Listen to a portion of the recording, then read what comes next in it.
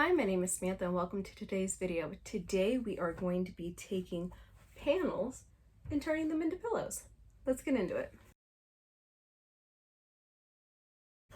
I have quite a bit of these panel picture fabrics. I'm not sure what you really call them, and they are the squares. You can turn them into pillows very easily. So I've already washed and dried and ironed these. So what I want to do is cut them right outside this external border here to whatever a square size is. I don't know if that'll be the same for all of these. So I have, I was gonna say chicken, but these are actually rooster.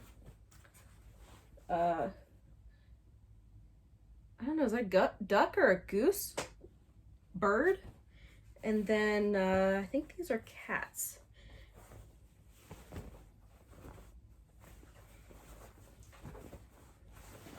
So we've got 4 cats, 4 ducks, and then two roosters. So 8, 10. We have 10 different square panels. I'm going to cut them into squares, and then we're going to find a coordinating fabric for the back. And my plan is to make it so that they can be put, like a pillow insert can go inside. I've not tried this method before. We are going to make it where there is a, I don't know what you call it, a flap. So it's gonna be like this, where there's like a flap that you insert the insert into. So let me get these cut up. Let's get some fabric that coordinates and we will start cutting them to the appropriate size. I'm going to show you here how I cut down the panels. You can see here that this is not square. If we line up the ruler here, it is not square. So what we're going to do is just cut it in the best square possible, and we are going to cut it in the biggest square possible. So if you just take your ruler to each one of the edges, you're limited by the smallest edge. So in this case, I think it's the top edge up here. So we're going to do an inch. So what I try and do is right here, this mark right here means an inch by an inch. So if I put this on the corner here, and then I look up, that looks pretty good, and I look down, I'm okay with cutting this edge, and then each edge after that, I will use the right straight edge. So let me get this side cut, and then we'll turn, cut, turn, cut, turn. This is the side we just cut, which we know is a straight edge now. So if I put my ruler back up again, that this is 1 by 1, so this is 1 1/4, and that's fine. And let's look up. It's going to cut off pretty short over there. Can I move it over 1/4 of an inch? It's getting caught up on the serger. Can I move it over 1/4? It's hard to do with one hand. And just keep checking and make the best decision possible for your piece of fabric. Let me continue cutting, turning, until these panels are cut. And when I say these, it's because there's one guy underneath. Here is how our panel turned out. Like I said, it is not perfect because the picture is distorted, but that's perfectly fine. I cut it, each side is a square right angle. Here are the other panels. All of them ended up being about 17 by 17, so that is the measurements I went off of for our back pieces. Let me show you those. Here is the stack of back pieces. We have 2 pieces for each panel.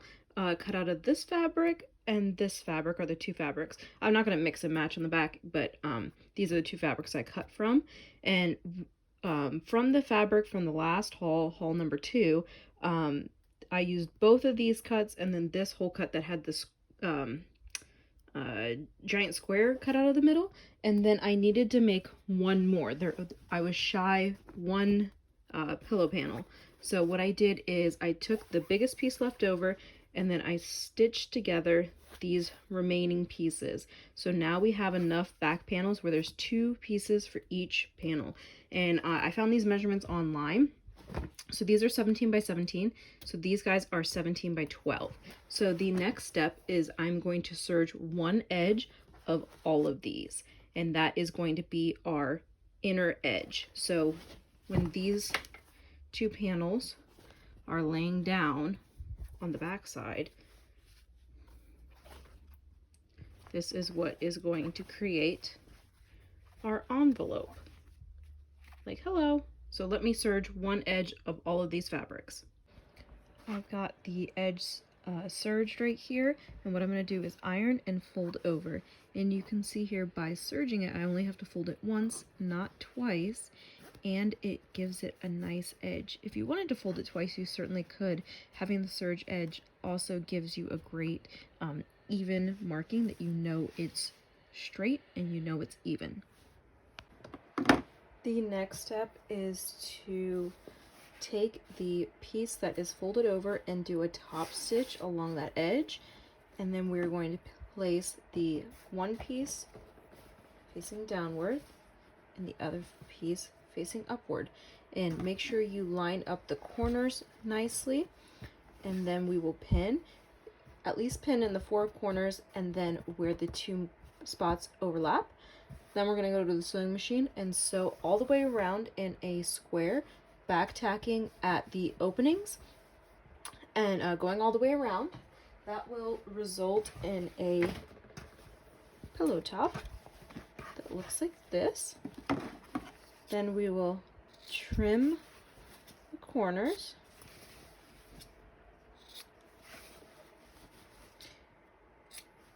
You can either be done here or you can serge or pink the edges, but let me just show you what it's going to look like.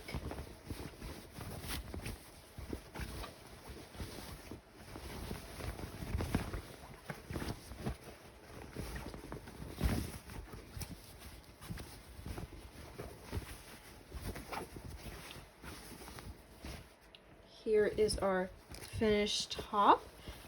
You could sit here and poke all the corners out and make it look nicer, but how it works is that this is the envelope backing, so that now you can put an insert. Because we did this 17 by 17, an 18 by 18 insert would be best. I will have these pillowcases on my Etsy for $5 each if you'd like to purchase them and support my channel. Please let me know what you guys think in the comments down below. Which pillow is your favorite? I hope you have a wonderful day. Please don't forget to like and subscribe.